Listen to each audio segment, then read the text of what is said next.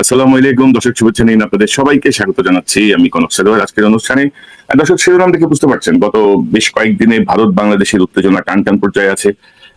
ব্যাপক উত্তেজনা চলছে দিল্লিতে, বাংলাদেশ কনসুলেটে, বাংলাদেশ দূতাবাসে হামলার চেষ্টা হয়েছে। শিলিগুড়ির যে ভিসা সেন্টার সেখানে হামলা হয়েছে। কলকাতায় আমাদের যেই উপদূতাবাস আছে সেখানে বিক্ষোভ হয়েছে, হামলার চেষ্টা হয়েছে। গতকালও দিল্লির যে আমাদের বাংলাদেশ দূতাবাসের ব্যারিকেড ভেঙে দুর্বৃত্তের দল আক্রমণ করার চেষ্টা করেছে। তো সব মিলে একটা টানটান উত্তেজনা। ইন্ডিয়ান গদি মিডিয়া সহ অন্যান্য মিডিয়া বাংলাদেশ ভারত যুদ্ধ হবে কিনা, যুদ্ধ লাগবে কিনা, এরকম বিভিন্ন আভাস দিচ্ছে। অর্থাৎ আমরা একটা একটা মানে গত 54 বছরের মধ্যে ভারতের সাথে এরকম একটা কূটনৈতিক বিপর্যয় আমাদের হয়নি, এবং দুই দেশই কিন্তু ভিসা বন্ধ করে দিয়েছে। প্রথমে ইন্ডিয়া বাংলাদেশের থেকে ভিসা সার্ভিস বন্ধ করেছে, বাংলাদেশ দিল্লিতে হামলার পরে বা হামলা চেষ্টার পরে ভিসা সার্ভিস বন্ধ করেছে। তো এই সবকিছু মিলিয়ে সার্বিক পরিস্থিতি নিয়ে আমার সঙ্গে কথা বলতে যোগ দিচ্ছেন। প্রথমে আমি পরিচয় করে দিই, আপনাদের অত্যন্ত প্রিয় মানুষ, আমার চ্যানেলের নিয়মিত অতিথি মেজর সুমন আহমেদ। সুমন ভাই, আপনাকে স্বাগত জানাচ্ছি আজকের অনুষ্ঠানে। ওয়ালাইকুম আসসালাম। দর্শক, আমাদের সঙ্গে যোগ দিচ্ছেন একজন বিশেষ অতিথি, মেজর অবসরপ্রাপ্ত ফেরদৌস কায়সার খান। তিনি বাংলাদেশ সেনাবাহিনীর অবসরপ্রাপ্ত একজন কর্মকর্তা, যিনি মূলত প্রশিক্ষক হিসেবে, যুদ্ধ প্রশিক্ষণ হিসেবে তিনি খ্যাত সেনাবাহিনীর মধ্যে। SINT, BMA, EBRC এবং ARDOC এর প্রশিক্ষক হিসেবে তিনি দায়িত্ব পালন করেছেন, এবং দেশে বিদেশে তিনি বেশ কিছু তৎপরতার সঙ্গে যুক্ত ছিলেন। ফেরদৌস ভাই, আপনাকে স্বাগত জানাচ্ছি আজকের অনুষ্ঠানে। আসসালামু আলাইকুম কনক ভাই, আপনার মাধ্যমে আপনার সকল দর্শককে আমার সালাম এবং শুভেচ্ছা। তো আমরা সুমন ভাইয়ের ব্যাপারে বিস্তারিত বললাম না, দর্শক ইতিমধ্যেই জানেন। আর ফেরদৌস ভাইয়ের সাথে কিন্তু আমাদের আরেকটা অনুষ্ঠান আছে, আমি এটা লিঙ্ক দিয়ে দেবো ডেসক্রিপশনে, আপনারা দেখতে পারেন। যে তাও ভারত পাকিস্তানের সাথে আমাদের যে যুদ্ধের সক্ষমতা বা সার্বিক যে পরিস্থিতি, সে বিষয়টি নিয়ে প্রথমে আসলে আমি একটু দেখাতে চাই যে ভারতে যেই দিল্লিতে সেদিন রাতে কি হয়েছিল।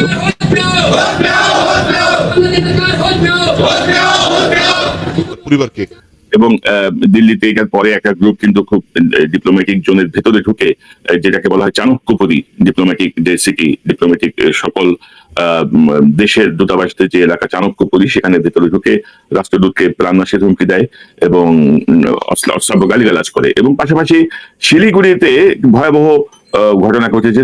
শিলিগুড়িতে আমাদের যে ভিসা সেন্টার আছে, আমি যদি আপনাদেরকে ফুটেজটা একটু দেখাই, এটা হচ্ছে দর্শকদেরকে রিকল করায় দেওয়ার জন্য আসলে কি হচ্ছে সেখানে।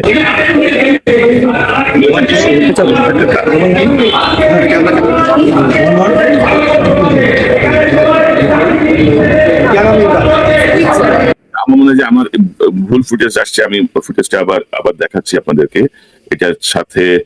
তবে ভারতের সাথে বাংলাদেশের এই পরিস্থিতি নিয়ে আমাদের অন্তর্বর্তীকালীন সরকারের যে পররাষ্ট্র উপদেষ্টা, মানে এই গত 15 মাসের মধ্যে তার বক্তব্যটা আমার পছন্দ হয়েছে আর কি। 15 মাসে তার এই প্রথম একটা স্ট্যান্ড আমার পছন্দ হয়েছে। ভারত সরকার দিল্লির বিষয়টা নিয়ে অস্বীকার করে, এবং পরবর্তী সময়ে তৌহিদ হোসেন যে বক্তব্য দেয়, আমরা সেটা দেখতে চাই। আমাদের মিশন, বাংলাদেশের মিশন কূটনৈতিক এলাকার গভীরে অবস্থিত, এমন না যে এটা বাইরে কোনো জায়গায় অথবা কূটনৈতিক এলাকার শুরুতে, তা কিন্তু না। তারা বলছে 20-25 জনের একটা দল হতে পারে, হয়তো একটু কম বেশি হতে পারে সংখ্যা, কিন্তু সেটা কথা 25 জনের একটা হিন্দু চরমপন্থী সংগঠনের 25-30 জনের একটা দল এতদূর পর্যন্ত আসতে পারবে কেন একটা স্যানিটাইজড এলাকার মধ্যে? তার মানে তাদেরকে আসতে দেওয়া হয়েছে, যেভাবেও তারা আসতে পারার কথা না কিন্তু ধন্যবাদ। এবং তারপরে সেখানে তারা দাঁড়িয়ে যে শুধু হিন্দু নাগরিকের হত্যার প্রতিবাদ স্লোগান দিয়ে চলে গেছে, তারা আরো অনেক কিছু বলেছে আমরা জানি। এবং আমাদের পক্ষ থেকে যে রিপোর্টটা আসছে সেটা যদি তারা বলছে মিসলিডিং, সেটাও সত্য না। তো বিষয়টা হচ্ছে এটা। সুমন ভাই, আপনি যদি একটু বলেন যে হঠাৎ করে এই যে টেনশনটা শুরু হলো, এই টেনশনের বিষয়টা আপনি কিভাবে দেখছেন? ধরেন গত 10 দিনে ভারত দুবার তলব করেছে বাংলাদেশের হাই কমিশনারকে, বাংলাদেশ দুবার তলব করেছে ভারতের হাই কমিশনারকে। তো এই যে টান উত্তেজনার জায়গাটা দিয়ে আপনি একটু শুরু করেন, এবং ফেরদৌস ভাইয়ের কাছে বিস্তারিত আমাদের অবস্থান, ভারতের অবস্থান, সামরিক কৌশল বা আমাদের আদৌ কি যুদ্ধের অবস্থাটা কি, বিষয়টা নিয়ে আমরা ঢুকবো। আপনার কাছ থেকে একটু শুনতে চাই। ভারতের সাথে আমাদের কিন্তু হঠাৎ করে কোনো টেনশন হয় নাই, টেনশনটা এসকালেট করছে। বাট আমাদের 1947 সাল থেকে আপনি যদি আসেন, ভারতের সাথে বাংলাদেশ যখনই বা তদানীন্তন পাকিস্তান এবং পরবর্তীতে আমাদের স্বাধীনতার পরের বাংলাদেশ, আমরা সবসময় যখনই এটা মনে করায় দেওয়ার চেষ্টা করছি যে আমরা আমাদের স্বাধীনতা এবং সার্বভৌমত্বের প্রশ্নে কোনো আপোষ করব না, সেই সময় দেখা গেছে যে টেনশন গুলো সবসময় স্কেল আপ হয়েছে।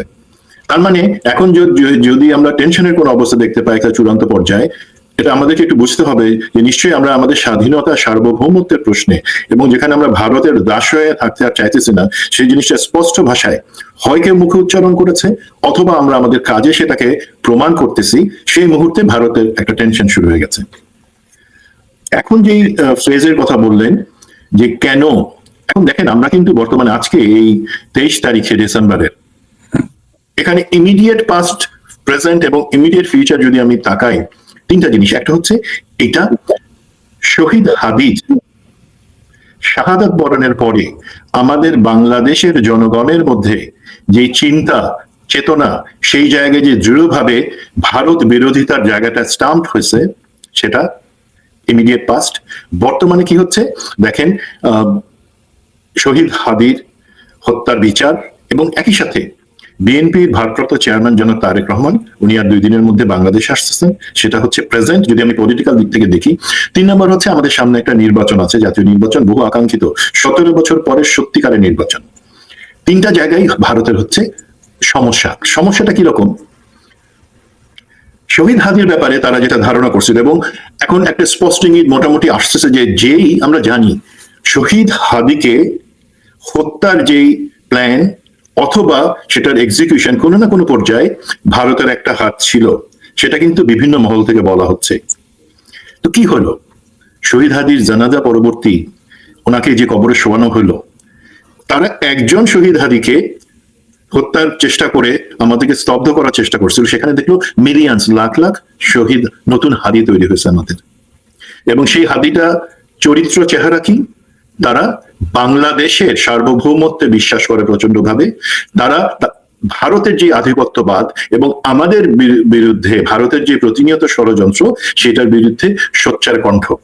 সেই একটা ছবি তারা করতে গেল এক, তার বিপরীত হয়ে গেল, লাখো হাদির জন্ম নিল। আমাদের মধ্যে হাদি ছিল, আমরা কেউ ঘুমাইছিলাম না, আমরা সচেতন ছিলাম, বাট তারা চোখে দেখতে পাইলো এরা প্রত্যেকেই এক একটা জীবন্ত হাদি। তো সেটা তাদের জন্য একটা বড় চিন্তা, এবং সেটা তাদের যে ভারতীয় মিডিয়া বলেন, ভারতীয় রাজনীতি বলেন, সবার কাছে একটা টেনশন। আপনি দেখেন এই যে আপনি আমাদের হাই কমিশন এবং মিশনে হামলার অথবা সেটা সামনে যেই ছবিগুলো দেখালেন এবং আমাদের পররাষ্ট্র উপদেষ্টার যে বক্তব্য, উনি সেটা আনেন নাই, বাট আমরা জানি এই যারা আছে তাদের কিন্তু রাজনৈতিক পরিচয় আছে, তারা সবাই বিজেপি সংশ্লিষ্ট।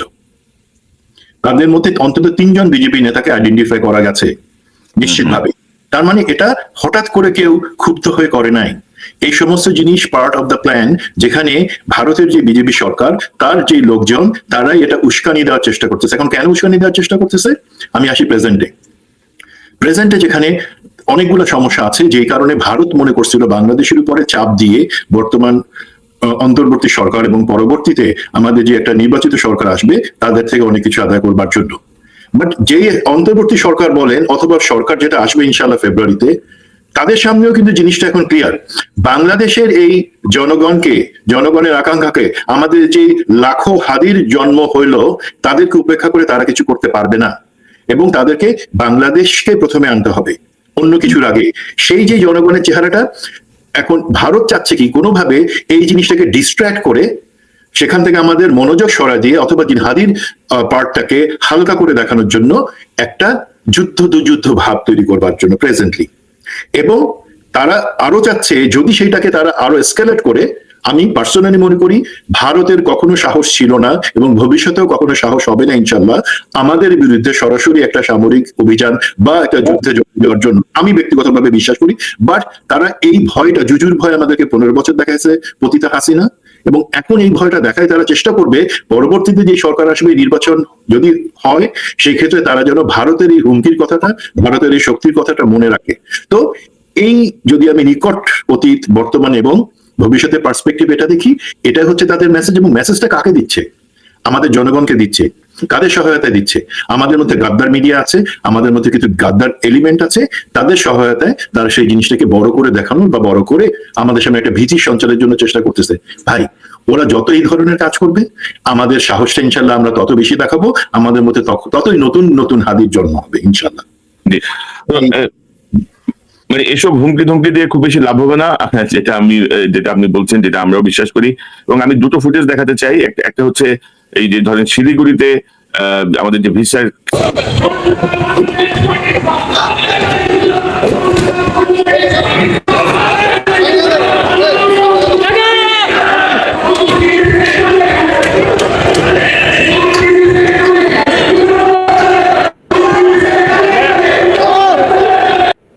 এবং তারা এই ভিসা সেন্টারের সাইনবোর্ড এগুলো সব ভাঙচুর করে তারপর তারা সেটিতে আসলে আগুন জ্বালিয়ে দেয়।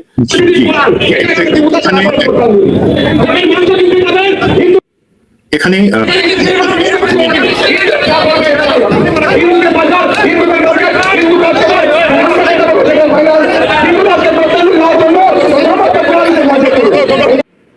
এবং ধরেন এখানে কিন্তু আশেপাশে পুলিশের উপস্থিতি ছিল। এবং আমি প্রথমে যে ফুটেজটা দেখাতে চাচ্ছিলাম, এই ভদ্রলোক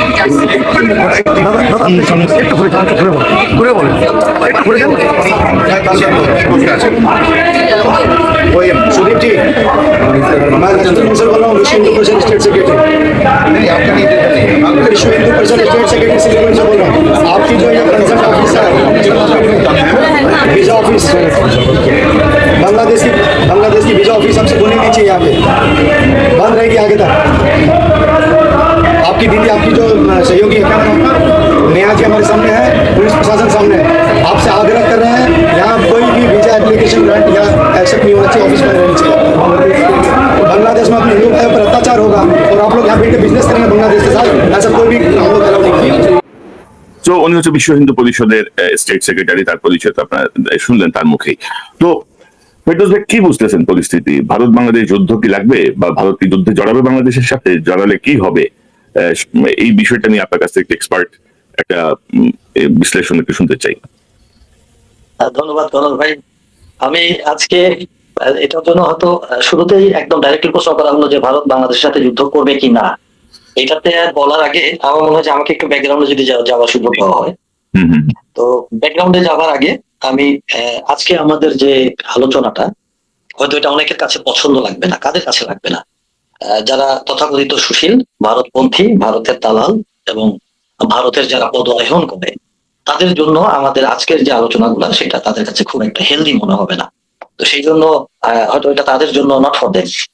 যারা দেশপ্রেমিক, বাংলাদেশকে যারা ভালোবাসে এবং যারা বাংলাদেশের সন্তান, বাংলাদেশের সার্বভৌমত্ব বিশ্বাস করে এবং বাংলাদেশের অধিকার নিয়ে যারা চিন্তা করে, আজকের আলোচনাটা মনে হয় তাদের জন্য বেশি ফলবান হবে।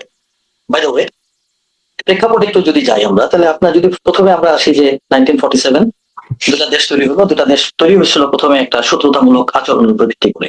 বাংলাদেশ, পাকিস্তান, তৎকালীন পাকিস্তান এবং ইন্ডিয়ার ভিতরে সম্পর্ক কখনো ভালো ছিল না। স্বাধীন হওয়ার পরে তাদের একটা যুদ্ধ শুরু হলো।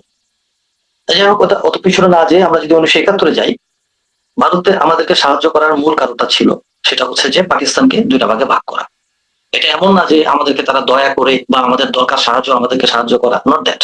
অ্যাবসলিউটলি তাদের মেইন ইন্টেনশন ছিল পাকিস্তানকে দুটা ভাগে ভাগ করে দেওয়া, যেন পাকিস্তানের শক্তিটা কমায়, কারণ পাকিস্তান তাদের একটা ট্র্যাডিশনাল এনিমি ছিল।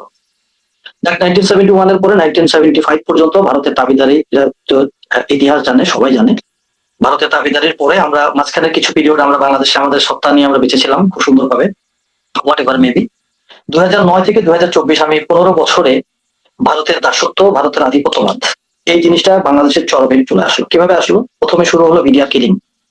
আমরা বিডিআর কিলিং এ যদি যাই, তাহলে বিডিআর কিলিং এর কয়েকদিন আগে কমিশন হয়েছে এবং জেনারেল ফজলুর রহমান উনি একটা কমিশন রিপোর্ট সাবমিট করেছেন। এবং আপনার এখানেই ওনার একটা বক্তব্য আছে, যে বক্তব্যটা আপনার একটা টকশোতে আসছে, যেখানে ক্লিয়ারলি উনি বলেছেন যে বিডিআর কার্নেজে যদি প্রপার বিচার করা না হয়, তাহলে বাংলাদেশের একটা পলাশির সেই যুদ্ধের মতন হবে পরিস্থিতি। অর্থাৎ যে কেউ কোনো দায়িত্ব নিবে না, হঠাৎ করে বাংলাদেশের স্বাধীনতা যাবে। এবং সেখানে ক্লিয়ারলি উনি দায়ী করেছেন ইন্ডিয়াকে। যেহেতু এখানে ডাইরেক্টলি ইন্ডিয়ার উপরে ব্লেমটা চলে আসলো, মানে সিকোয়েন্সিয়ালি যদি আমরা চিন্তা করি যে কিভাবে আজকের এই ইন্ডিয়াটা এত আমাদের সাথে এত কিভাবে তার এই শত্রুতামূলক আচরণগুলো তৈরি হচ্ছে, এটার ইয়েটাতে আসি। এরপরে প্রেক্ষাপটে যদি আমরা যাই, 2009 একটার পর একটা তাপসের তথাকথিত বোমা, অর্থাৎ তাপস ছিল বিডিআর কার্নেজে, যেটা কমিশনের রিপোর্টে আসছে। তাপসের বোমাতে কিছু দেশপ্রেমিক এবং সাহসী অফিসারকে ড্যামেজ করা, হেফাজতের আন্দোলনে হেফাজতকে মারা, এরপরে আসতেছে একটার পর একটা বাংলাদেশের উপরে হেজিমনি চালাই যাওয়া।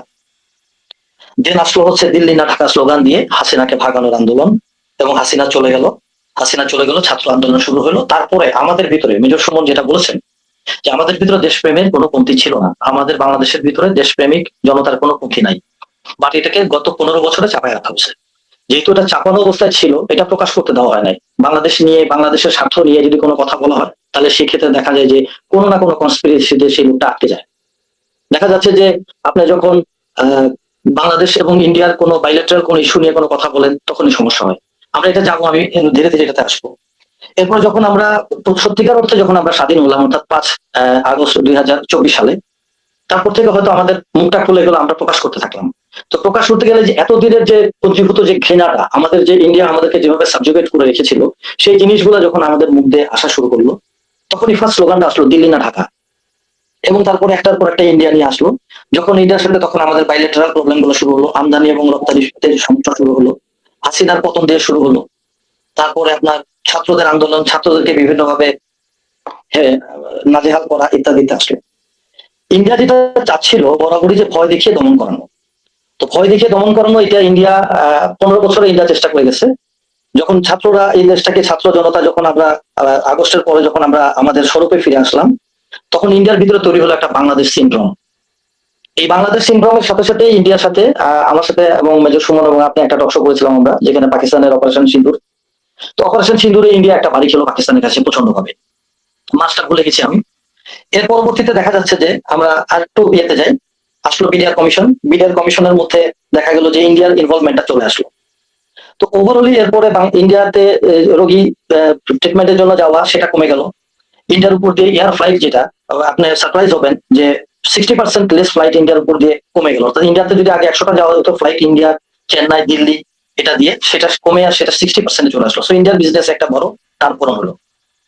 এরপরে আমরা দেখতেছি যে পাকিস্তান ধীরে ধীরে বাংলাদেশের সাথে, পাকিস্তানের একটা ডিপ্লোম্যাটিক একটা স্ট্রেংথ যখন সূচনা হলো, এবং বাংলাদেশের অনেক কিছুতে পাকিস্তান যখন আমাদেরকে আগে আসলো, তো তখন ইন্ডিয়ার ভিতরে একটা তাদের কলজা জ্বলা শুরু হয়ে গেল।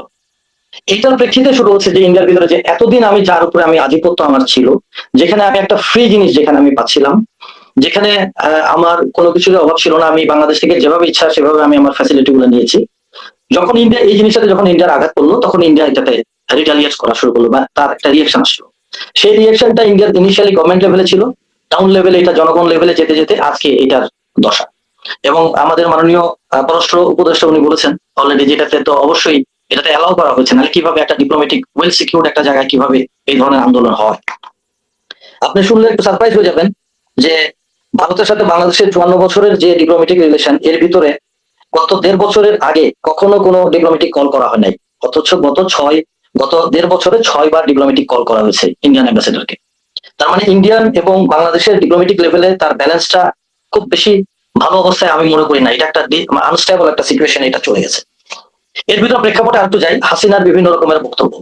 হাসিনা বিভিন্ন সময় ইন্ডিয়াতে থেকে বক্তব্য, এবং আমাদের মাননীয় প্রধান উপদেষ্টা উনি বলেছেন যে হাসিনার মুখ বন্ধ করার জন্য মোদীকে স্বয়ং উনি রিকোয়েস্ট করেছেন। তারপর হাসিনার এই বক্তব্যগুলো চলতে থাকে। হাসিনার এই অ্যাজিটেটিং যে বক্তব্যগুলা, এই বক্তব্যগুলোর মাধ্যমে ইন্ডিয়ান লোকজন আরো এটা পেয়ে যায়। এরপরে আসলো আরেকটা পালা, সেটা হচ্ছে বাংলাদেশ থেকে আওয়ামী লীগের নেতা এবং বাংলাদেশ থেকে কিছু লোকের ইন্ডিয়াতে পালায় যাওয়া। তো হাসিনা পালায় না, তারপর হাসিনার ফলোয়ার এবং আওয়ামী লীগের নেতা এবং বাংলাদেশ সেনাবাহিনীর কিছু লোক তারা ইন্ডিয়াতে পালায় গেল। তো পালায় যাওয়ার প্রেক্ষিতে যেটা হলো যে তারা সবাই মিলে এখন সর্বশক্তি এখন ইন্ডিয়াতে একত্রিত। অর্থাৎ সেখানে হাসিনা, ডাইনিদের অন্যতম ডাইনি হাসিনা এখানে বসে আছে, সেখানে আওয়ামী লীগের বিভিন্ন নেতাকর্মী বসে আছে, যারা বিডিআর কার্নেজে ছিল, যারা বাংলাদেশকে গত 15 বছর একটা কলোনি বানানোর চেষ্টা করেছে, তারা এরা সবাই মিলে ইন্ডিয়াতে বসে তারা বিভিন্নভাবে বাংলাদেশের উইক পয়েন্ট গুলো তারা দিচ্ছে। এভাবে তারা বাংলাদেশকে বিভিন্নভাবে ডিস্টার্বিং করার জন্য এই সিচুয়েশন গুলো তারা তৈরি করতেছে। এটা হচ্ছে আপনার ওভারঅল প্রেক্ষাপট, যেটার কারণে আজকে বাংলাদেশের সাথে ইন্ডিয়ার এই সিচুয়েশনটা কিন্তু কখনো হতো না যদি ইন্ডিয়াতে হাসিনা পালায় না যেত। দিস ইজ ওয়ান, আমি একটা হাইপোথেটিক্যালি বলছি। সেকেন্ড হচ্ছে যদি ওখানে পালায় যেত, ঠিক আছে, নো প্রবলেম, হাসিনা যদি তার মুখটা বন্ধ রাখতো, তাহলে হয়তো এই সিচুয়েশনটা তৈরি হতো না। 3 নম্বর হচ্ছে বাংলাদেশ থেকে যে সমস্ত আওয়ামী লীগের নেতা, চেলা চামুন্ডা এবং বাংলাদেশে কিছু মিলিটারি কিছু লোক, তারা যখন ইন্ডিয়াতে পালিয়ে গেল, তারা ওইখানে ডেফিনেটলি, যেহেতু তারা এদের কারণে পালাইতে বাধ্য হয়েছে, সুতরাং তারা তো এদের বিপক্ষে যাবেই। তো এই সবকিছু মিলে দেখা যাচ্ছে যে ইন্ডিয়ার আধিপত্যবাদটা যেখানে ফেল হয়ে যাচ্ছে, সেখানে ইন্ডিয়া চেষ্টা করতেছে তার আধিপত্যবাদটাকে রেস্টোর করার জন্য। রেস্টোর করতে গেলে কি করতে হবে?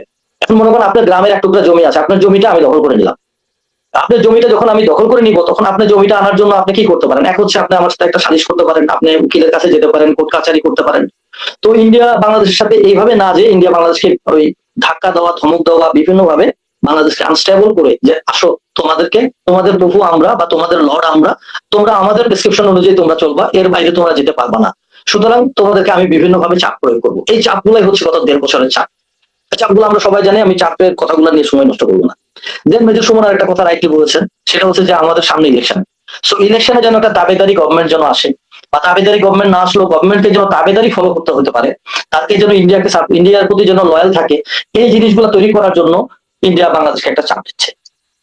এখন আসি আমাদের জনগণের মুখটা খুলে যাওয়ার পরে শহীদ হাদির যে বক্তব্যগুলো, শহীদ হাদি আল্লাহ উনাকে জান্নাত নসিব করুন, এবং উনি দেশপ্রেমের একটা অনর দৃষ্টান্ত। সেই ক্ষেত্রে আমি এটা বলবো যে বাংলাদেশ সরকারের প্রতি আমি আমার ধন্যবাদ জানাই যে শহীদ হাদির লাশটা বা মরদেহটা দাফন করা হয়েছে জাতীয় কবি কাজী নজরুল ইসলামের কবরের পাশে। এটা ওনাকে একটা মর্যাদা দেওয়া হয়েছে। বাট এটা একটা কাউন্টার প্রোডাক্টিভটা যদি আমি একটু অ্যাসেস করে বলার চেষ্টা করি, শহীদ হাদি হচ্ছে ইন্ডিয়ার এগেনস্টে বা ইন্ডিয়ার বিরুদ্ধে সে সোচ্চার হয়ে শহীদ হাদি বিভিন্ন কথা বলেছে।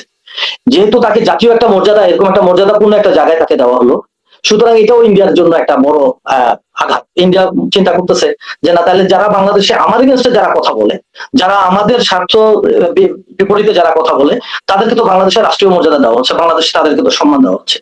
সুতরাং সেই ক্ষেত্রে যেভাবে পারি আমি বাংলাদেশকে যদি একটু ছোটখাটো করতে পারি, তাহলে তো মানুষ আর কথা বলবে না। So this is the overall প্রেক্ষাপট। এখন আমরা দ্বিতীয় অংশে আপনি যেটা বলেন যে যুদ্ধের সাথে জড়াবে কিনা, এটা অনেক বড় আলোচনা। তার আগে আপনি ইন্ডিয়ার স্বার্থটা যদি আমরা একটু যাই, আপনি যদি একটু অ্যালাউ করেন, আমি একটা পাওয়ার পয়েন্ট পাঠিয়েছিলাম আপনার কাছে, আপনি যদি একটু ফ্ল্যাশ করেন কাইন্ডলি। আমরা এইখানে যে ছবিটা আমরা দেখতে পাচ্ছি, প্রথমে বাম সাইডের স্লাইড, অর্থাৎ দর্শকদের বামের স্লাইডে যদি যাই, এটা হচ্ছে যে ইন্ডিয়া এবং বাংলাদেশের একটা জেনারেল একটা ম্যাপ। সেই ম্যাপের ভিতরে আপনি দেখেন যে শিয়ালদহ থেকে আপনার চিকেন নেক হয়ে গুয়াহাটি হয়ে আগরতলা পর্যন্ত যেতে গেলে তাদেরকে 1400 কিলোমিটার ট্রাভেল করা লাগে।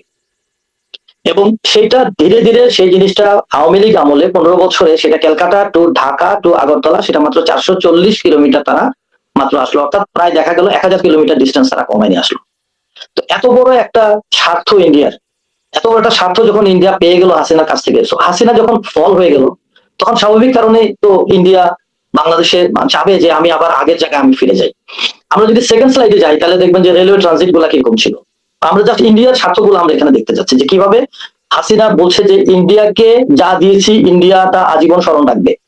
এখানে আমি আমার নিজের পার্সোনাল ওপিনিয়ন দিতে চাই, ইন্ডিয়াকে যা দিয়েছি এটা কি আপনার মানে এটা কি তার নিজস্ব বাবার সম্পত্তি? বাংলাদেশ তো আমার, বাংলাদেশ তো আপনার, বাংলাদেশ আমাদের 18 বা 16 কোটি জনগণের। এটা তো হাসিনার না যে হাসিনা দিয়ে দিবে, হাসিনা তো এখানকার জমিদার ছিল না যে হাসিনা দিয়ে দিবে।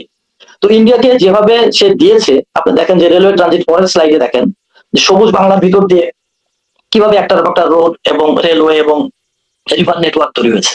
So this is another one. এইটার প্রেক্ষিতে আমি আর একটু ব্যাকগ্রাউন্ডে যাই। 21 তারিখে পরের স্লাইডে যদি একটু যান কাইন্ডলি ভাই। পাকিস্তানের ডন পত্রিকাতে গত 21 তারিখে এই কার্টুনটা ছাপা হয়েছে। অর্থাৎ বাংলাদেশ ইন্ডিয়াকে এত কিছু দেওয়ার পরে, হাসিনার তথাকথিত এত কিছু দেওয়ার পরে যখন বাংলাদেশিদের চোখ খুলে গেল, যখন বাংলাদেশিরা 24 আগস্টের পরে যখন বাংলাদেশিরা যখন তাদের চোখ খুলে গেল, তখন তারা এই বাংলাদেশের অ্যাকুরেট পিকচারটা তারা দেখালো। এবং এই পিকচারের উপরে অনেকগুলো কমেন্ট আছে, কমেন্ট আমি এখানে যেতে চাই না। সো একই সাথে ইন্ডিয়া, আমি আগে বলেছি যে ইন্ডিয়া পাকিস্তানের কাছে একটা মাইর খেলো অপারেশন সিন্দুরে। দেন পাকিস্তানের পরের স্লাইড একটু দেখেন কাইন্ডলি। পাকিস্তানের রুলিং পার্টির সাইদ উসমান উনি একটা কমেন্ট করেছেন, সেই কমেন্ট বলছে missiles are not far away, Pakistan leader invokes India over Bangladesh sovereignty. এখানে দেখা যাচ্ছে যে পাকিস্তান কিছু হলো বাংলাদেশের প্রতি একটা লিনিয়েন্সি বা বাংলাদেশের ডিফেন্সের প্রতি বাংলাদেশের একটা সাপোর্ট সেটা শো করছে। তো এই শোটার কারণে দেখা যাচ্ছে এইটাও ইন্ডিয়ার হয়তো একটা গাত্রদাহ হতে পারে। তো ওভারঅল এই সিচুয়েশনের কারণে আজকের এই প্রেক্ষাপটটা তৈরি হয়েছে। আমার মনে হয় আপনি একটু পানি খেয়ে নেন ফাজিল ভাই, ফেরদৌস ভাই, আমার মনে হয় আপনার একটু ইচিং হচ্ছে গলায়, আপনি একটু পানি খেয়ে নিলে আমার মনে হয় ভালো হবে। জি আমি একটু ঠান্ডায় সাফার করছিলাম। না বুঝতে পারছি। জি জি, তো চিকেন নেকের বিষয় যদি জি এখন আমরা মানে ইন্ডিয়ার স্বার্থতে মেন স্বার্থটাতে আমরা এখন যাব, সেটা হচ্ছে চিকেন নেক। চিকেন নেক নিয়ে বাংলাদেশ সেনাবাহিনীতে অনেকদিন ধরে এটা আলোচনার বিষয়, এটা এখন নতুন ভাবে আসছে, এখন নতুন ভাবে সবাই চিকেন নেক বলে, বাট এটা আমাদের মিলিটারি ডক্ট্রিনে আমাদেরকে এটা পড়ানো হতো শিলিগুড়ি করিডোর। আমরা জানি যেটা 22 কিলোমিটার চওড়া, এটা আমাদের পঞ্চগড়ের উপর দিয়ে গিয়েছে, যেটা ইন্ডিয়ার ইস্ট এবং ওয়েস্টকে কানেক্ট করেছে। আমি আগে যে ছবিগুলো দেখিয়েছিলাম যেখানে ইন্ডিয়ার এই পার থেকে ওই পার যেতে ইন্ডিয়াকে 1400 কিলোমিটার ট্রাভেল করা লাগে, এই 1400 কিলোমিটার ট্রাভেলের একটা লম্বা রাস্তা হচ্ছে গিয়া ওই আমাদের চিকেন নেকের ভিতর দিয়ে। এবং স্লাইডে যদি আমাদের দর্শকরা যদি দেখেন, এই এই যে জায়গাটা, এই জায়গাতে 4টা দেশের উপস্থিতি, বাংলাদেশ, ইন্ডিয়া, নেপাল এবং ভুটান, এবং চায়না খুব কাছে। চায়নার সাথে ইন্ডিয়া বরাবরই তার একটা একটা শত্রুতামূলক একটা সিচুয়েশন বরাবরই ছিল, এবং অরুণাচলে চায়না বেশ কয়েকবার ইন্ডিয়ার অনেকগুলো জায়গা দখল করে নিয়েছে। তো আপনি যদি দেখেন যে এই শিলিগুড়ি করিডোরটা এমন ভাবে, যদি চায়না যদি এখানে কোনোভাবে হস্তক্ষেপ করে, বা নেপাল, ভুটান এবং বাংলাদেশ যদি জয়েন্টলি যদি এই জায়গাতে কোনো রকমের কোলাবোরেট করে, ইভেন বাংলাদেশও যদি এখানে কোনো কিছু করে, তাহলে ইন্ডিয়ার এই যে ইস্ট টু ওয়েস্টের যে মুভমেন্টটা, এই মুভমেন্টটা এখানে সিভার বা কাট অফ হয়ে যাবে। এইটা যেন কাট অফ হতে না পারে, এই জন্য কিন্তু হাসিনার ওই 15 বছরে ইন্ডিয়াকে যা দিয়েছি সেই দেওয়ার মাধ্যমে আগে স্লাইডে যেগুলো দেখালাম, যে ভিতর দিয়ে অনেকগুলো রাস্তা, পোর্ট, তারপরে রিভার রুট, রেল রুট, এগুলো তো ইন্ডিয়া তৈরি করে নিয়েছে। হাউএভার এই জিনিসটার কারণে আপনার ইন্ডিয়ার হচ্ছে কাতর দাও। রিসেন্টলি যখন আমাদের এনসিপি মিস্টার হাসনাত যখন উনি বললেন যে প্রয়োজন হলে 7 সিস্টারকে কাট অফ করে দেওয়া হবে, এটা তখন আলটিমেটলি ইন্ডিয়ার ভিতরে আরো ইন্ডিয়ার সমস্যা তৈরি করবো। আর ইন্ডিয়ার জনগণটা ওরা চিন্তা করতেছে যে হয়তো বাংলাদেশ এই ধরনের কোন রকমের চিন্তা করতেছে, বাট অ্যাকচুয়ালি বাংলাদেশ, আমরা তো peaceful, we are peace loving country. আমরা বাংলাদেশ, মানে আমার মনে হয় যে পৃথিবীর ভিতরে সবচেয়ে যদি আদর্শ মডেল টাইপের যদি কোনো নেশন থাকে, দ্যাট ইজ উই। আমরা একমাত্র দেশ যে আমরা আমাদের নিজেদের দেশকে আমরা স্বাধীন করেছি। এই মডার্ন প্রেক্ষাপটে গত 50-60 বছরের মধ্যে এরকম কোনো ঘটনা ঘটে নাই ভিয়েতনাম ছাড়া। এই একটা দেশ, যে দেশের ভিতরে মানুষ এত স্ট্রাগলের পরে আমরা বেঁচে থাকি। আমাদের তো এত দরকার নাই যে আমরা ইন্ডিয়াকে 2 ভাগে ভাগ করে নিবো বা ইন্ডিয়ার কোনো কিছু আমরা দখল করবো। আমরা অ্যাকচুয়ালি ইন্ডিয়ার তো ওই ধরনের দখলের কোনো কিছুতে নাই। এখন আমরা আপনাদের যে পরের জায়গাতে যাবো, মিলিটারি যেটা আপনি বললেন সেখানে, যে এটার উপরে ভিত্তি করে যে ঠাকুর ঘরে কেড়ে আমি কলা খাই না, এই ধরনের একটা সিচুয়েশন ইন্ডিয়ার ভিতরে, যার প্রেক্ষিতে ইন্ডিয়া আপনার ওয়েস্ট বেঙ্গলের চোপড়াতে, তারপরে আসামের হচ্ছে বামুনিতে, আর কিষানগঞ্জ, বিহারের কিষানগঞ্জে, যেটা আমাদের ম্যাপে দেখতে পাচ্ছেন, এটা একেবারে আমাদের 7 সিস্টার্স এর একেবারে উইদিন 40 কিলোমিটার্স এর ভিতরে 3টা জায়গাতে তারা হচ্ছে 3টা নতুন গ্যারিসন তৈরি করেছে। গ্যারিসন বলতে দুর্গ বা বলা যায় সোজা বাংলা কথায় যে ক্যান্টনমেন্ট টাইপ বেস তৈরি করেছে তারা, এবং তাদের মিলিটারি মুভমেন্ট গুলো তারা এখানে করছে। এইটার একটা কারণ ইন্ডিয়া এটা মনে করতে পারে যে হয়তো বাংলাদেশের মধ্যে এরকম কোনো একটা কিছু হলো কিনা, বা হয়তো ইন্ডিয়ার সামনে একটা ইলেকশন আছে, সেই ক্ষেত্রে হয়তো এটা হতে পারে যে তারা হয়তো মানে তাদের পলিটিক্যাল ক্যাম্পেইনের পার্ট হিসেবে তারা এই জায়গাটাকে স্ট্রেনথেন বা ডিফেন্ডেড করার জন্য তারা হয়তো এখানে এই ধরনের ফোর্স মোবিলাইজেশন তারা করছে। এখন আমি লাস্ট পয়েন্ট যেটা, সেটা হচ্ছে যে আসলে কি বাংলাদেশকে ইন্ডিয়া ক্যাপচার করতে আসবে, বা ইন্ডিয়া বাংলাদেশকে কোন রকমের অ্যাটাক করবে? এইটা হচ্ছে আমাদের মূল কথাটা আজকের আলোচনায়, যেটা আমি প্রেক্ষাপটের পিছন দিয়ে এসে এই পর্যন্ত আসলাম। 1947 থেকে যদি আমরা ইন্ডিয়ার ক্যারেক্টারিস্টিক্স যদি আমরা দেখি, তাহলে ইন্ডিয়া এমন একটা আর্মি পালে, বা ইন্ডিয়ান আর্মির এমন একটা ডক্ট্রিন, যে আর্মি এখন পর্যন্ত কোনো ইনভেশনে যায় নাই। ইন্ডিয়ান আর্মি নিজের থেকে মাথা আগায় দিয়ে তারা কখনো কোনো লড়াই তারা করে নাই। যে আর্মিতে বিভিন্ন রকমের, বিভিন্ন কাস্টের, বিভিন্ন জাতের লোক আছে, যে আর্মিকে যে বলা হয় একটা হেটেরোজেনিয়াস আর্মি, সেই আর্মির পক্ষে এরকম একটা হোমোলোগাস, অর্থাৎ বাংলাদেশ একটা হোমোলোগাস আর্মি, এই হোমোলোগাস একটা স্টেটকে দখল করা বা কোনো একটা অংশ নেওয়া আদৌ কোনোভাবে সম্ভব না। ইন্ডিয়া যেটা চেষ্টা করতে পারে সেটা হলো যে একটা লিমিটেড অফেন্সিভ করতে পারে, কোন একটা জায়গায় তারা স্ট্রাইক করতে পারে, কোন একটা জায়গায় স্ট্রাইক করে তারা কোনোভাবে ওই জায়গাটুকু হয়তো তারা দখল দিল, যেন বাংলাদেশকে বেটার কোন একটা টার্মস এন্ড কন্ডিশনের মধ্যে তারা আনতে পারে। এটা নিয়ে আমরা পরের প্রেক্ষাপটে আলোচনা করবো, আমরা পরের স্লাইডটা পরে আমরা দেখাবো। আমি এই পর্যন্ত আপাতত বলে রাখলাম। আমার মনে হয় যে এরপরে ইন্ডিয়ান মিলিটারি ছাড়া নন মিলিটারি কি কি মুভ করতে পারে বা কি কি ঝামেলা করতে পারে, হয়তো মেজর সুমন স্যার এটার ব্যাপারে আমার থেকে বেটার বলতে পারবেন। জি, তো আমি একটু একটা বিষয় একটু জানতে চাচ্ছি, যে ধরেন আমাদের অন্তর্বর্তীকালীন সরকার গত মানে দায়িত্ব নেওয়ার পরে আমরা যে তৎপরতা দেখলাম, যে তারা চীন, আমেরিকা সবকিছু মিলিয়ে একটা চমৎকার একটা ডিপ্লোম্যাটিক ব্যালেন্সের মধ্য দিয়ে যাচ্ছিল, এবং হঠাৎ করে মনে হলো যেন সেটার মধ্যে একটা স্থবিরতা নেমে এসেছে। তারা যে গতিতে যাচ্ছিলেন সেই গতিতে যেতে পারলেন না, বা তারা ঝিমিয়ে পড়েছেন।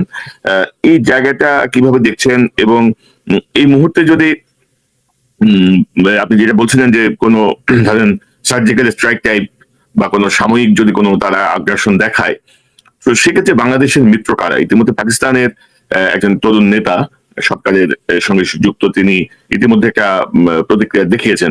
তো বাংলাদেশের আর কোন কোন জায়গা থেকে সাহায্য আসতে পারে? ফেরদৌস ভাই, আপনি আপনি বলেন, তারপর আমরা সুমন ভাইয়ের কাছে আসবো প্রসঙ্গটা নিয়ে। আমি যেটা মনে করি যে আমাদের অন্তর্বর্তীকালীন সরকার ওনারা ক্ষমতায় আসার পরে তারা চমৎকার ডিপ্লোমেসি শো করেছে।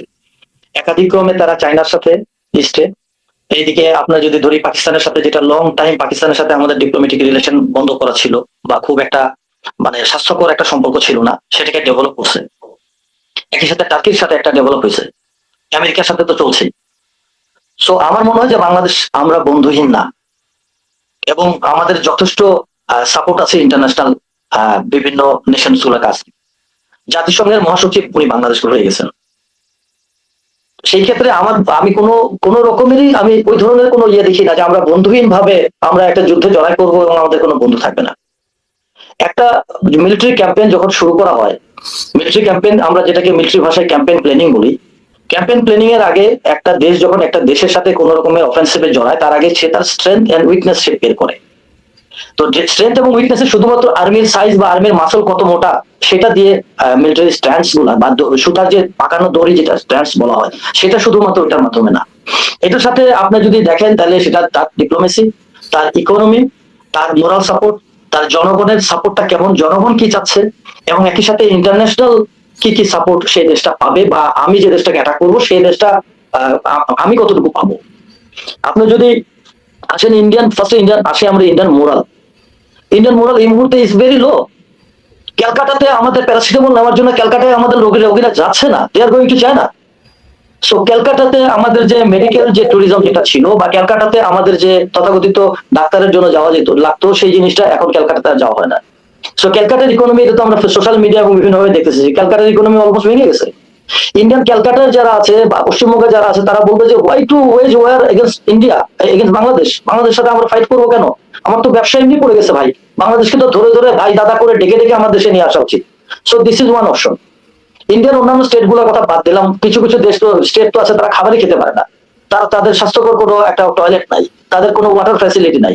এই সবকিছু বাদ দিয়ে এত বড় একটা ইকোনমির দেশ, তারা অলরেডি পাকিস্তানের সাথে অপারেশন সিন্দুরে তাদের একটা বিশাল লজ্জা আছে।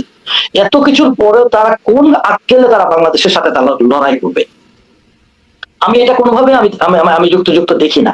কিন্তু এটা আমাদের মানে যখন আমরা মিলিটারি ক্যাম্পেইন করলাম, ফার্স্ট পয়েন্ট এটাতে আমরা গেলাম। দেন আসি বাংলাদেশের মধ্যে, বাংলাদেশে কিন্তু এটা সত্যি কথা স্বীকার করে নিতে হবে যে উই হ্যাভ ডক্টর ইউনূস, আমাদের একটা গর্ব আছে, এবং ডক্টর ইউনূসের কারণে কিন্তু আমরা গত এতদিন ধরে মানে প্রায় 1.5 বছর ধরে আমরা কিন্তু টিকে আছি। বিভিন্ন ভাবে আমাদেরকে কিন্তু কাতুকুতু বলেন বা বিভিন্ন ভাবে এজিটেট করা বলেন, ডিস্টার্ব করা বলেন, বাংলাদেশকে করা হয়েছে হাসিনা পড়ে যাওয়ার পরে। বাট ডক্টর ইউনূস উনি কিন্তু এখন পর্যন্ত হালটা ধরে রেখে বাংলাদেশটাকে কিন্তু স্টেবল করে উনি রেখেছেন, হোয়াট এভার মেবি। এত মানে আমরা ডিটেলসে আমরা যদি না যাই, আমি উপর দিয়ে আমি মোটা দাগে বললাম। ডক্টর ইউনূসের যে ফেস ভ্যালু যেটা আছে ইন্টারন্যাশনালি, এবং ডক্টর ইউনূসের যে ফ্রেন্ড সার্কেল যেগুলো আছে, ডক্টর ইউনূসের যে যোগাযোগ গুলো আছে, এবং বাংলাদেশ আমরা ওভারঅলি আমরা তো we have a very good friends. চায়নার সাথে আমাদের গুড ফ্রেন্ডশিপ। পাকিস্তান তারা তো অলরেডি মানে পাকিস্তান তারা তো তাদের অতীত নিয়ে তারা দুঃখিত, তারা অনুশোচনা করে, কিন্তু পাকিস্তান তো দে আর এ গুড ফ্রেন্ড নাও। পাকিস্তান আমাদের একটা বর্তমান একটা ভালো বন্ধু। দেন টার্কি। তো বাংলাদেশ কোনোভাবে আমার মনে হয় যে সেকেন্ড ইয়ারতে যাবে না। সো ইন্ডিয়ার যদি আপনি মিলিটারি ক্যাম্পেইন প্ল্যানিং এর যদি সেকেন্ড অপশনে যান, ফার্স্ট হচ্ছে ইন্ডিয়ান ইকোনমি, এটা তো বলে দিলাম। ইন্ডিয়ান জনগণের সাপোর্ট যেটা সেটাও বলে দিলাম। দেন আপনি আসেন ন্যাশনাল ইন্টারন্যাশনাল যে সাপোর্ট গুলো আছে, যে বিভিন্ন বন্ধু রাষ্ট্র, সেটা। তো এটার প্রেক্ষিতে আমার মনে হয় যে ইন্ডিয়া এই ধরনের কোনো বড় ভেঞ্চারে ইন্ডিয়া যাবে না। হাউএভার যদি ইন্ডিয়া কখনো যায়, আমার মনে হয় বাংলাদেশের সাহসী জনগণ অ্যালং উইথ বাংলাদেশ সেনাবাহিনী is capable to handle India. Bangladesh সেনাবাহিনী এমন বর্ডারে তো আমরা দেখি যে ভারতের কিছু আগ্রাসন, টুপিটাকে আগ্রাসনে বাংলাদেশের কৃষক তার কাস্তে নিয়ে চলে যায় যে বিজিবির সাথে পাহারা দিবে বর্ডার। তো সেই জায়গাটায় আমাদের যে দেশপ্রেমের যে সাহসিকতা, সেটি অনন্য। বিশেষ করে ইন্ডিয়ান ইস্যুতে তো আমার মনে হয় যে বিষয়টা অনেক বেশি শক্তিশালী। আমি একটু সুমন ভাইয়ের কাছে আসতে চাই। মিস্টার সুমন, ধরেন বর্তমানে যে বিষয়টা আমি বলছিলাম সেটি রিপিট করছি, যে ধরেন তার আগে একটু বলে যে ইন্ডিয়াতে ধরেন উগ্র হিন্দুত্ববাদী সংগঠনগুলো মুসলমানদের উপরে নানা অত্যাচার করে, নানা ধরনের ফেরোসাস ঘটনার ঘটে, হত্যা করে, পুড়িয়ে মারে, নানা রকমের বিষয় আমরা কিন্তু সোশ্যাল মিডিয়ার কল্যাণে বা টেলিভিশনে আমরা দেখেছি। বাংলাদেশে হয়তো এটার প্রতিক্রিয়ায় একটা মিছিল হয় বা একটা ছোটখাটো একটা প্রতিবাদ সভা হয়, এতটুকু। কিন্তু এই যে ধরেন দীপু দাসের যেই মানে তাকে টর্চার করা বা তাকে পুড়িয়ে মারার ঘটনায় ইন্ডিয়ার যে রিয়াকশন, এবং অবশ্যই আমরা এই জাতীয় মানে হত্যা বা এই জাতীয় কার্যক্রম আমরা পছন্দ করি না, মানে আমরা কখনোই সমর্থন করি না। বাংলাদেশের যে সাম্প্রদায়িক সম্প্রীতি, এবং আপনি যদি দেখেন যে রাতে হাদির মৃত্যু সংবাদ এলো, যে রাতে প্রথম আলো, ডেইলি স্টার সহ আরো বেশ কিছু স্থাপনায় অগ্নিসংযোগ ভাঙচুরের ঘটনা ঘটলো, সেই একই রাতে কিন্তু এই ঘটনাটা ঘটানো হলো। এটার সাথে আপনি অন্য কোনো কিছু স্মেল করেন কিনা? পাশাপাশি বাংলাদেশে প্রায় 4-5 জন জেনারেল এখন ইন্ডিয়াতে আছে, যারা বাংলাদেশের সামরিক যেই স্ট্র্যাটেজিক যে বিষয়গুলো, বাংলাদেশ সম্পর্কে গোপন যেই সামরিক তথ্যগুলো তারা জানে। তো সেই জায়গাটায় আপনি কোনো ঝুঁকি দেখছেন কিনা, বা যদি কোনো সার্জিক্যাল স্ট্রাইক হয় সেক্ষেত্রে আমাদের অবস্থাটা কি দাঁড়াবে, একটু যদি সংক্ষেপে বলেন এই 3টা বিষয়। জি, এখন আপনি যেই রিলেশনটা ড্র করছেন, আমার মনে হয় আমাদের দর্শকরা সেই জিনিসটা নিজে থেকে বুঝতে পারবেন আমি বলি কিনা বলি। প্রথম কথা, আপনি বলছেন যে দীপু দাসের উপরে যেই তাকে হত্যাটা যেভাবে করা হয়েছে, সেই তার কারণে পরবর্তীতে ইন্ডিয়ার ভিতরে লোকজন উস্কায় দেওয়া, ভারতের মোদীর লোকজন, উগ্রবাদীরা সেটা নিয়ে চিল্লাবিল্লা করতেছে। তো এই যে করতেছে অ্যাকশনটা, সেটার জন্য তাদের দরকার ছিল একজন দীপু দাসকে ওইভাবে হত্যা করা। আমি যদি কথাটা এইভাবে বলি, আমাদের শহীদ হাদির উপর যে আক্রমণ হয়েছে, এবং যখন হাদির লাশটা সিঙ্গাপুর থেকে যেদিন আসলো এবং তার যখন জানাজা হবে, সেই সময়টাতে আরো কিছু জিনিস পরিকল্পিতভাবে ভারত বা ভারতের সাথে সংশ্লিষ্ট যারা, তারা সেই জিনিসটা করছে। সেটা একটা পরিকল্পনার অংশ, যাতে সেইটা নিয়ে তারা তাদের দেশে চিৎকার চেঁচামেচি করতে পারে।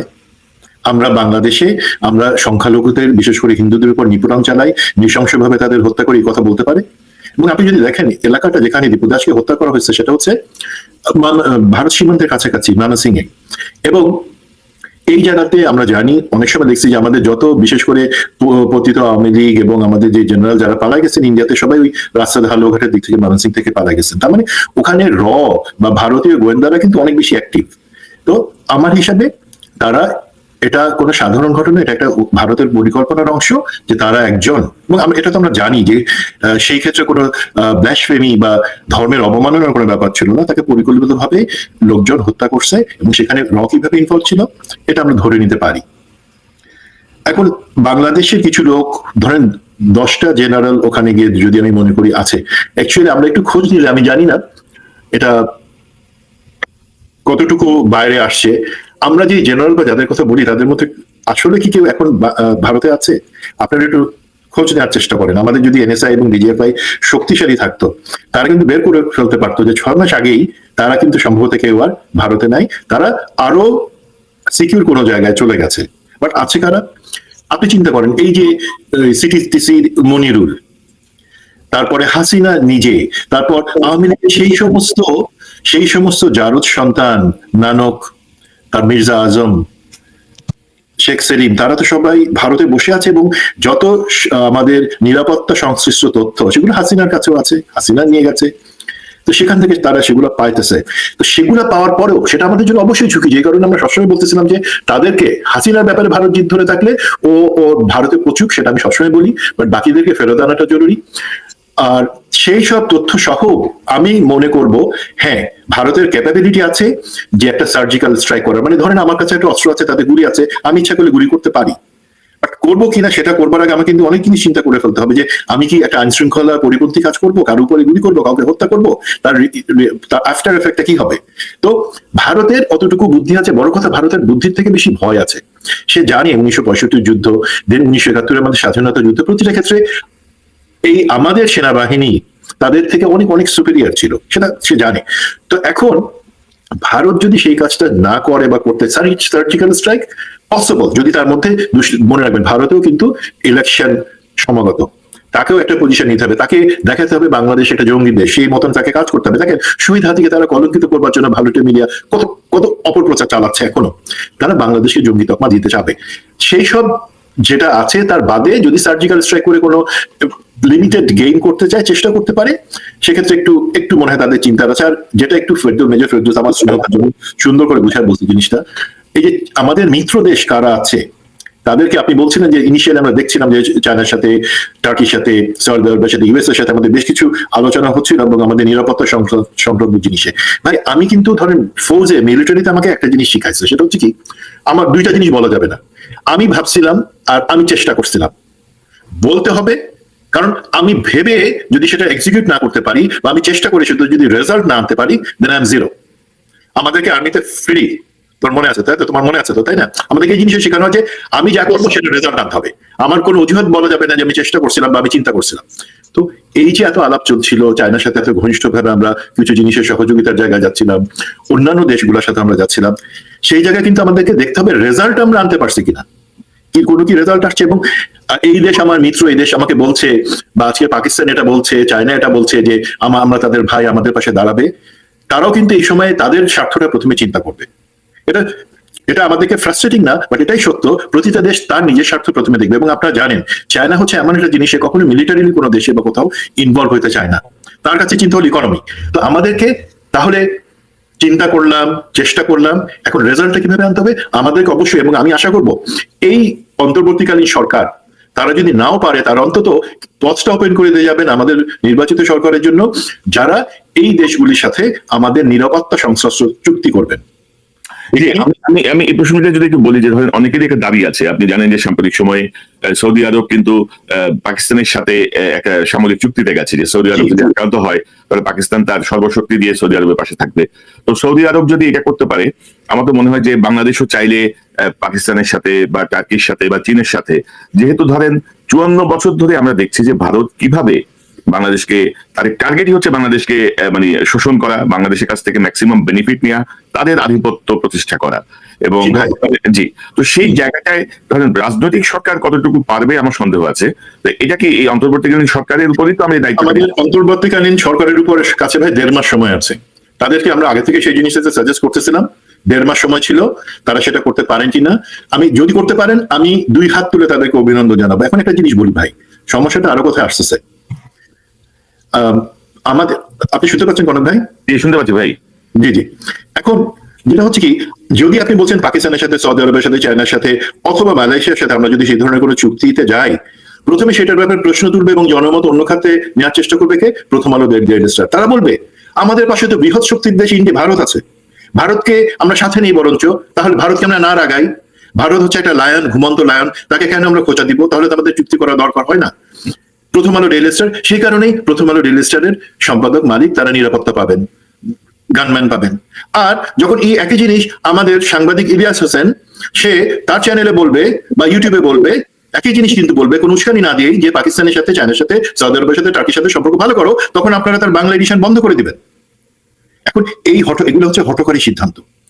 এগুলা ব্যাপারে আমাদেরকে বুঝতে হবে যে আমরা কি আমাদের নিজে থেকে পা কুড়াল মারবো। তো এই জায়গায় সমস্যাগুলো আছে। বাট আমি ফেরদৌস আমার স্নেহভাজন, আমি ওর থেকে ও যে জিনিসটা হয়তো চাচ্ছে যে আমি বলি, সেটা হচ্ছে ভাই, যদি ধরেন সার্জিক্যাল স্ট্রাইক করলো কি করলো না, তার বাদে ভারত আর কি করবে? আমাদেরকে ও যে সিনারিওটা বললো যে যেখানে ভারত এখন ওর দম বন্ধ হয়ে আসতেছে, আমাদেরকে তার বিপরীতে গলা টিপে ধরতে চাইতেছে, যে যাতে আবার আমরা ওর দাসগিরি করি। প্রথম কথা, ভারত সেটা সরাসরি যুদ্ধ করার তোর অপশন আছে, বাট সাহস পাবে না। তো সে প্রথম জিনিস যেটা আগে থেকে, অনেক আগে থেকে করে আসছে, সেটা হচ্ছে আমাদের রাজনৈতিক দলগুলোর মধ্যে বিভক্তি এবং সেনাবাহিনীকে বা আমাদের সশস্ত্র বাহিনীকে জনগণের কাছ থেকে সরায় নিয়ে আসা, যেটা তারা সরাসরি 2009 সালের ফেব্রুয়ারিতে করছিল। তারপরে মোটামুটি হাসিনার কল্যাণে আমাদের সেনাবাহিনীর একটা অংশকে সত্যিকারের দাস বানায় রাখছিল, যারা ভারতীয় ডক্ট্রিন কিভাবে সেইটাই ফলো করে গেছে। মেজর ফেরদৌস তখন ছিল, মানে ফেরদৌস তুমি আমাকে বলো যে army training and doctrine command, ARTDOC, তারা তো ডক্ট্রিন ঠিক করে। তো আরডকে আজকের এই পরিস্থিতিতে আমাদের যারা ডিসিশন মেকিং এ থাকবার কথা, তাদের ভারত সংশ্লিষ্টতা বা ভারতের সাথে তাদের সুসম্পর্ক বছর একবার দুবার ঘুরতে যায়, এমন কারো কি সেখানে থাকবার কথা? আমাকে বলো, জাস্ট ফ্ল্যাটলি বলো, থাকা কি বাংলাদেশ? ডেফিনেটলি এটা হবার প্রশ্ন ওঠে না এখানে। হাই অ্যালার্ট সিকিউরিটি, বাট সমস্যা হচ্ছে আমরা সেখানে সেই রেখে দিছি। আমরা যেটা ভারত সবসময় জানে যে আমাদের দেশপ্রেমিক সেনাবাহিনী, যতদিন দেশপ্রেমিক, ভারতের হাজার, আমাদের থেকে 8 গুণ বেশি তাদের সশস্ত্র বাহিনীর সামর্থ্য হলেও, প্রথম কথা তারা বাংলাদেশ এগেন্সে ব্যবহার করতে পারবে না। 2 নাম্বার, যদি 2 গুণ বা 3 গুণও চেষ্টা করে, তারা হেরে যাবে আমাদের কাছে দেশপ্রেমিক। তো সেই কারণে তারা আমাদের সশস্ত্র বাহিনীকে দুর্বল করার জন্য হাসিনাকে দিয়ে এই সমস্ত জেনারেলদেরকে সশস্ত্র বাহিনী, ডিজিএফআই, এনএসআই, র্যাব এই সমস্ত জায়গায় বসাইছে, যারা জেনে বুঝে আমাদের সশস্ত্র খারাপ কাজ করছে, খারাপ কাজ করে যাচ্ছে, যাতে জনগণ তাদেরকে গালি দেয়। আজকে কি আমরা জনগণ, এই জনগণ কি আজকে থেকে 2009 সালের আগে যান কোনোদিন সশস্ত্র বাহিনীকে গালি দিচ্ছে বা আমাদের আর্মিকে বুকে টেনে নেয় নাই? আর্মি এই ধরনের একটা তার ইমেজ ছিল, এই ধরনের একটা শক্তি ছিল জনগণের মাঝে, যেখানে তারা একটা কার্যকরী শক্তি ছিল। ভারত কি করতেছে? এই শক্তিটাকে আস্তে আস্তে নিঃশেষ করে দিতেছে, জনগণের সাথে দূরত্ব বাধা দিতেছে, পলিটিক্যাল পার্টিগুলোকে করতেছে। দেন ভারত মিডিয়াগুলোকে, প্রথম আলো, daily star, ATN Bangla, channel I, এই সমস্ত মিডিয়াগুলোকে ব্যবহার করে ভারতের যে আধিপত্যবাদ বা হেজিমনি সেটা টিকায় রাখবার জন্য যা করবা সেটা করবে, এবং তারাই আপনাকে ভিতর থেকে বলবে যে কেন আমরা ভারতের বিরুদ্ধে এভাবে কথা বলবো, কেন আমরা ভারতকে গালি দিব, ভারতের সাথে আমরা বন্ধুত্বপূর্ণ রাখবো।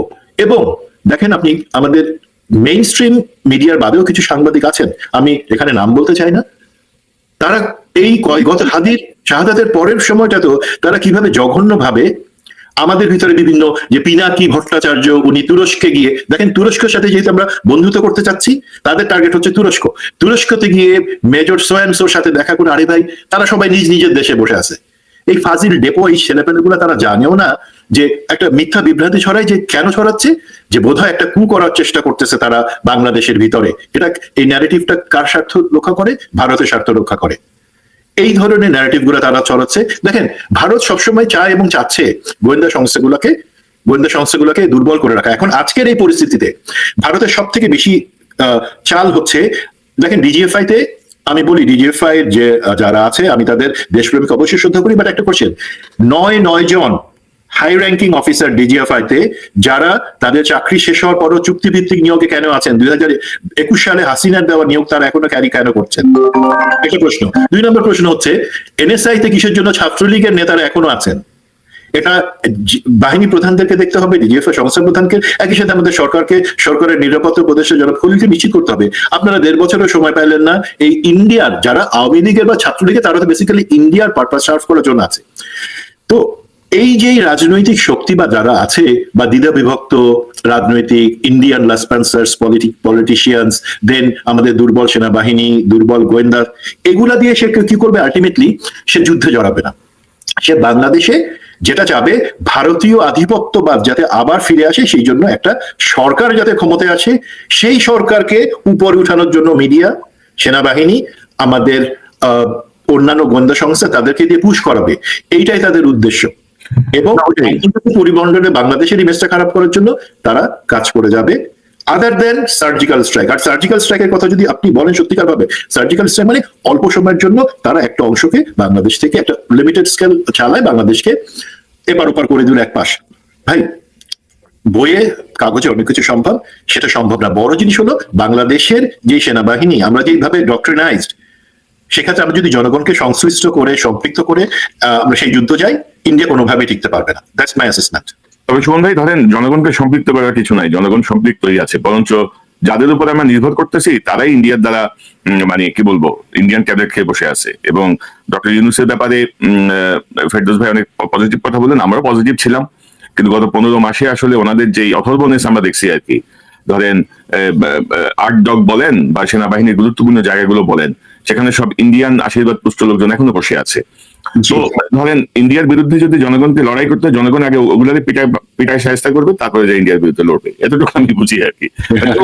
লাভ নাই, চোখ রাঙায় লাভ নাই। মানুষ ওই ইউনিফর্ম আর এই মেডেল, এই বন্দুক দেখে মানুষ ডরায় না, মানে এটা হচ্ছে কথা।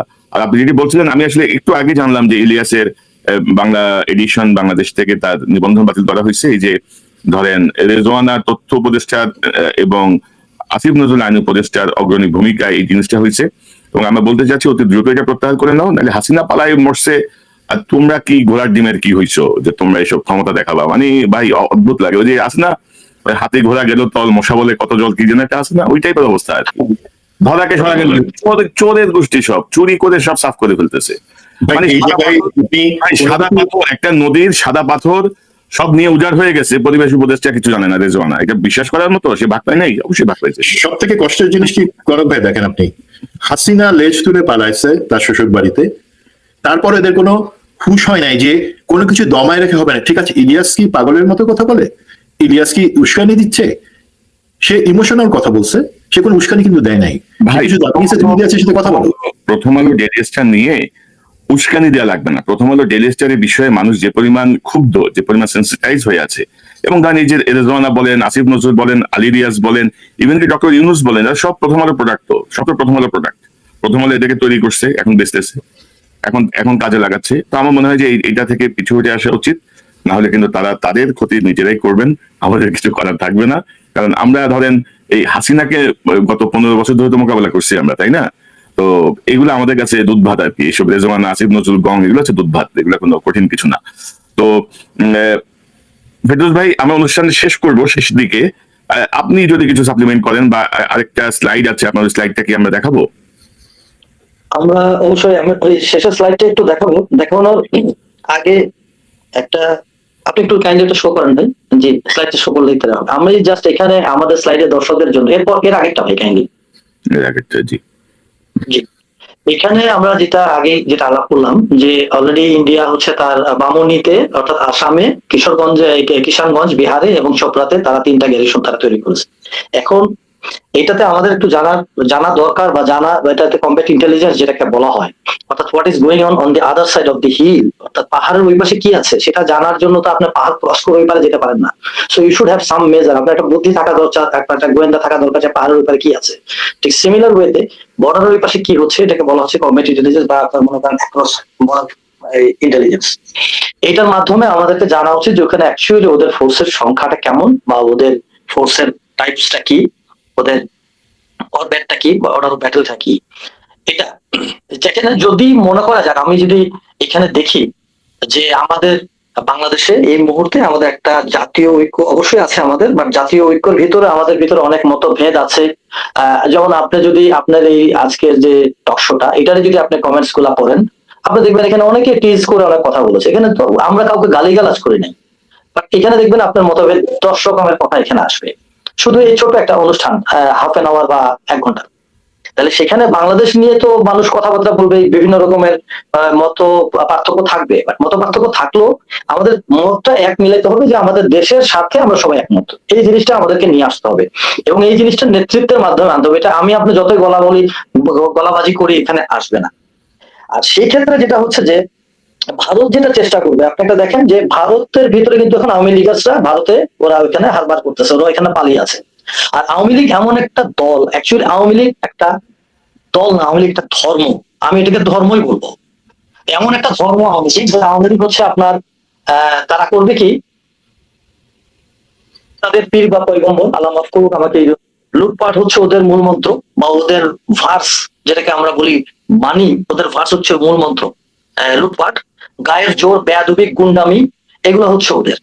এই সবগুলো জিনিসকে, সব চিজ যেটাকে বলা, সব চিজকে এখন ইন্ডিয়ার ভিতরে আছে।